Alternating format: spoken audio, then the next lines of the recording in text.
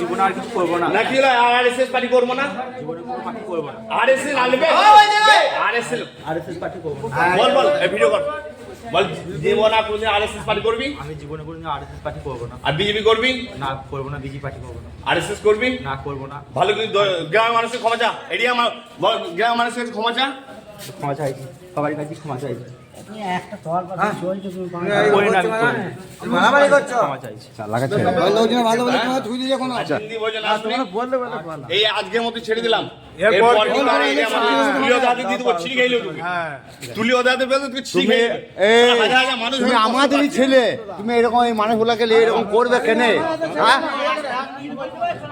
এদিকে ছিঁড়ে দেবে, ছিঁড়ে খেলে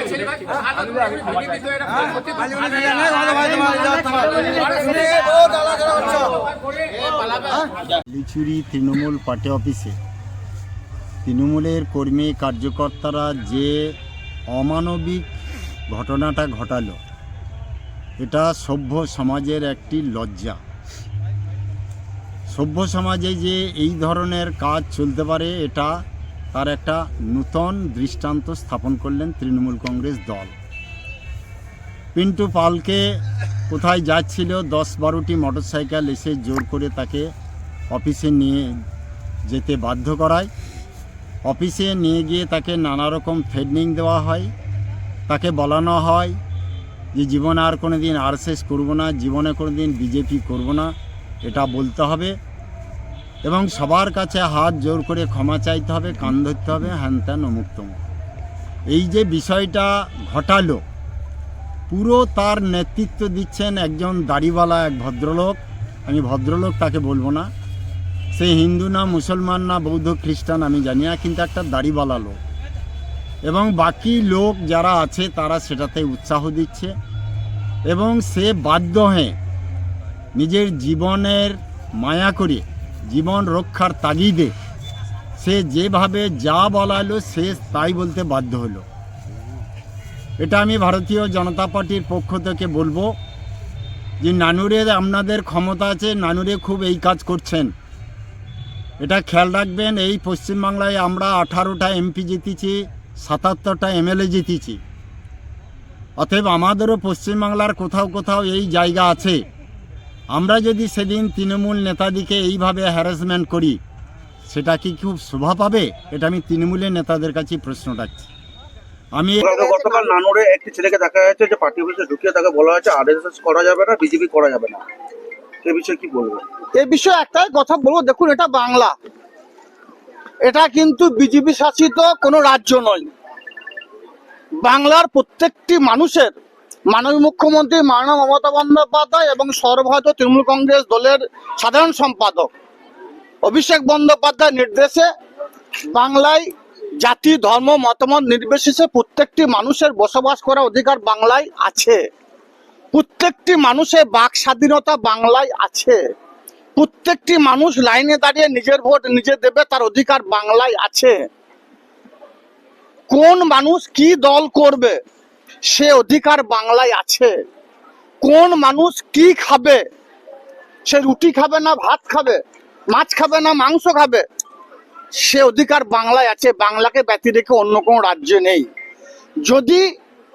যদিও আপনাদের মাধ্যমে আমিও বিষয়টা দেখেছি, বিষয়ের সত্যতা যাচাই আমি করিনি।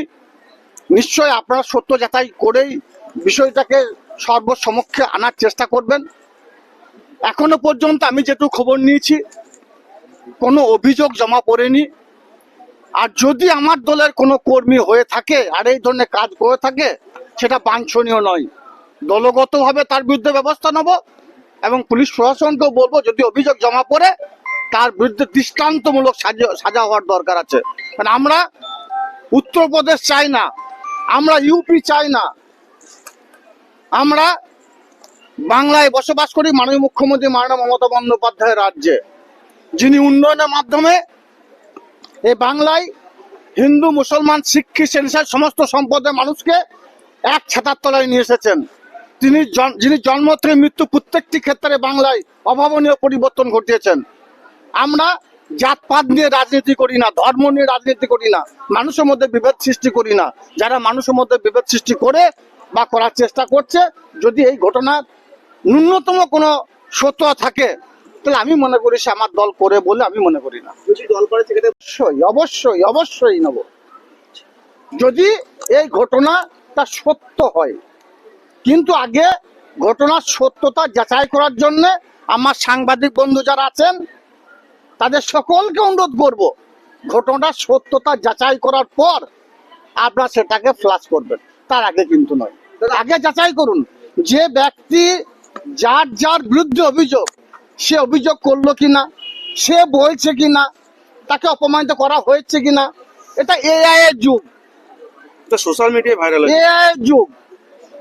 কখনো আমাকে বাঘের কান্দে চাপানো হচ্ছে, কখনো সিংহের উপর চাপানো হচ্ছে। তো আমি কি সিংহের উপর চেপেছি? জবাবটা আপনারা দেবেন।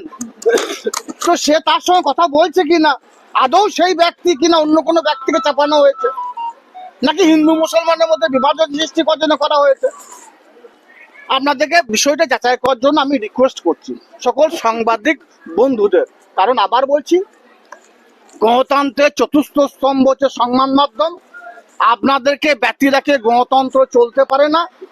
গ্রাম থেকে গ্রামান্তরে, শহর থেকে শহরতলিতে আসল সত্য উদ্ঘাটিত করা হচ্ছে আপনাদের আসল উদ্দেশ্য, আসল কাজ। তাই আপনারা নিশ্চয়ই আসল সত্য উদ্ঘাটিত করে জনসমক্ষে সেটাকে পেশ করবেন, এটাই আমার আপনাদের সকলকে